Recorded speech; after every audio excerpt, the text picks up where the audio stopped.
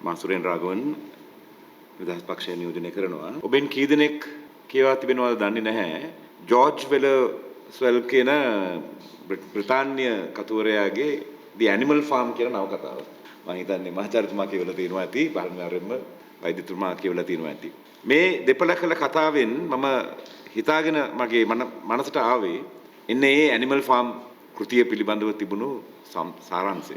ඌරු කොටුවක් පාලනය වෙන මොහොතකදී ඒ ඌරන් හිතනවා Taman දරදඬු පාලනයක ඉන්නවයි කියලා. මම දන්නේ නැහැ ඒ ඌරන් කිව්වද කියලා. අවුරුදු 71ක සාපයක් තියෙනවා මේකෙන් බේරෙන්න ඕනේ කියලා. කෙසේ හෝ ඒ සත්තු ගොවිපළ පාලනය කිරීමේ අයිතිය සත්තුන්ට ලැබෙනවා. කතාවේ අවසානය නම් තිබුණාට වඩා භයානක පාලනයකින් තමයි ඒ සත්තු ගොවිපළ ඉවර වෙන්නේ. මේ මම කියන කතාවක් නෙමෙයි.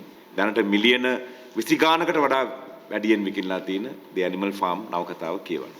මහාචාර්යතුමා අද කියපු කතාව, ගිය සතියේ අපි කියපු කතාව, ඊට කලින් සතියේ සිම්බාබ්වේ ගැන මම ඉතා පැහැදිලිව කියපු කතා සියල්ලන්ටම දහස් ගණනින් ආහාදාන හමුදාවක් බිහි වෙලා ඉන්නේ. මේ අපි කියන කතා නෙමෙයි මේවා.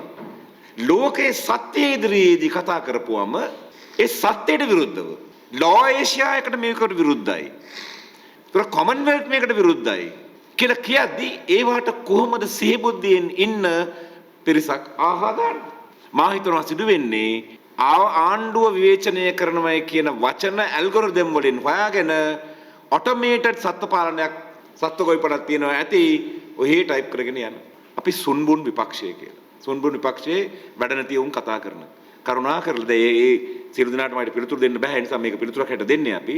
සුන්බුන් විපක්ෂයක් නෙවෙයි මෙතන වාඩිලා ඉන්නේ. මා දකුණුපස වාඩිලා ඉන්නේ නීතිය පිළිබඳව ආසියාවේ ඉන්න පුළුවන් විශාරදයෙක්.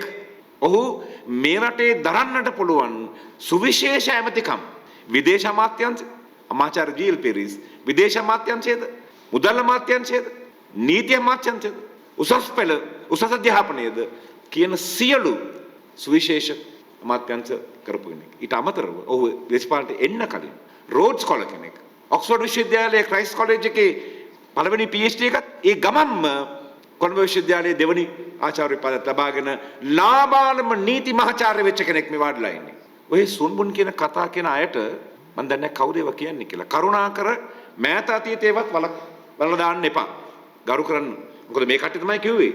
වයසට ගියේ එවුන් අපි ගරු කරන්නේ නැහැ කියලා මට මතකයි. මේ එක්තරා නිලියක් නැකట్లా කිව්වා නාකිය වුණ නිසා තමයි මේ රටේ ප්‍රශ්නේ කියලා. මා දන්නේ නැහැ එතුමිය තාත්තාට මොකද කරන්නේ කියලා. තාත්තයි කොණ්ඩේ සුදු වෙද්දී.